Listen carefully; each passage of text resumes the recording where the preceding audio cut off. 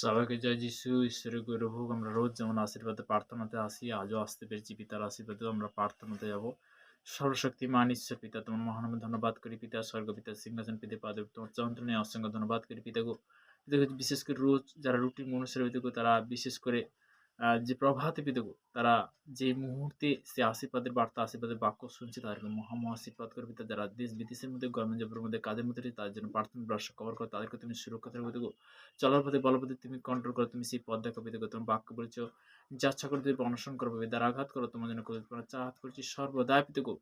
আজকের বিশেষ করে কি বাক্য ভোজন পিতা, তুমি তো বলবে, আমি তো নয় পিতা গো।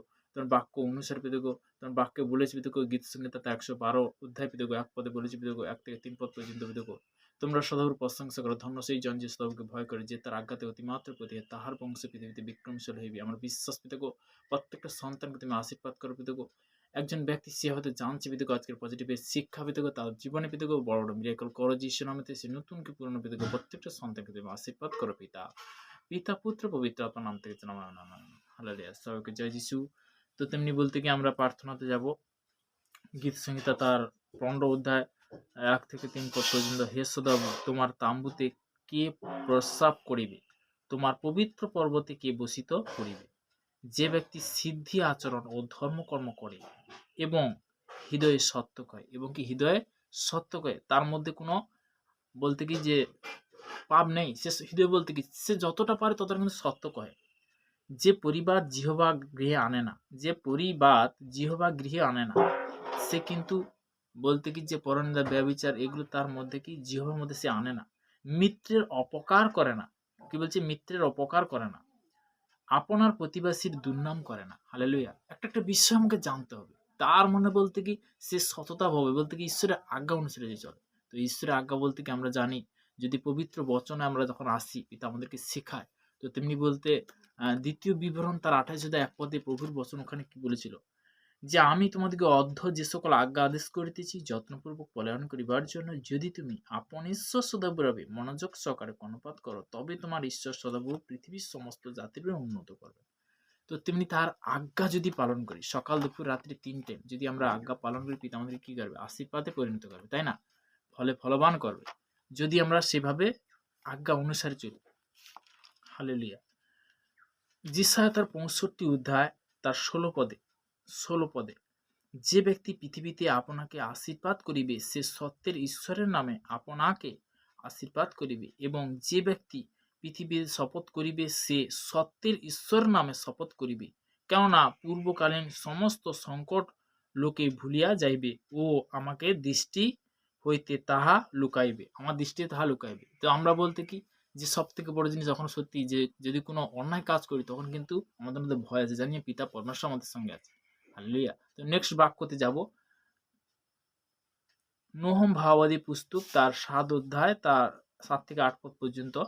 সদব মঙ্গল স্বরূপ, সংকটের দিনে তিনি দুর্গ, আর যাহারা তার শরণ লয় তিনি তাহাদিগকে জানেন। কিন্তু তিনি বলবানকারী বাণ দ্বারা সেই স্থান সংহার করিবেন এবং আপন শত্রুগণকে অন্ধকারে কি তাড়াইয়া দেবেন।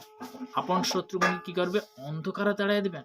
তো তেমনি যে বচনের প্রতি বিশ্বাস করে, পিতা তাকে কি করে? আশীর্বাদে পরিণত করে। বাক্য প্রতি যে বিশ্বাস করে আশীর্বাদে পরিণত করে, তাই না? তো নেক্সট বাক্যতে আমরা যাব। হালেলুয়া। রোমিও তার 7 অধ্যায় 5 পদ। কেননা যাহারা মাংসের বেশে আছে তাহারা মাংসের বিষয় ভাবে, কিন্তু যাহারা আত্মার বেশে আছে তাহারা আত্মার বেশে ভাবে। হালেলুয়া। তো একটা জিনিস কি যে মাংসের বেশে আত্মার বেশে, তো তেমনি যারা ঈশ্বরের সন্তান তার বলতে কি আমি কিন্তু জগতের বিষয় বলছি, আত্মিকতা। তো তেমনি বলতে কি যে আমরা সব থেকে বড় জিনিস আমরা সেই বিষয় কিন্তু জানি না। তো তেমনি আদি পুস্তকে যখন প্রথমে যখন আমরা সৃষ্টিতে, এখানে প্রভুর বচন তার মানে জগৎ সৃষ্টি বিবরণ, আদিতে ঈশ্বর আকাশমণ্ডল ও পৃথিবী সৃষ্টি করিলেন। পৃথিবী কি ছিল? ঘোর ও শূন্য ছিল এবং অন্ধকার জলধির উপরে ছিল, আর ঈশ্বর আত্মা জলের উপরে উপস্থিত করিতেছিলেন। পরে ঈশ্বর কহিলেন, দীপ্তি হোক, তাহাতে দীপ্তি হইল।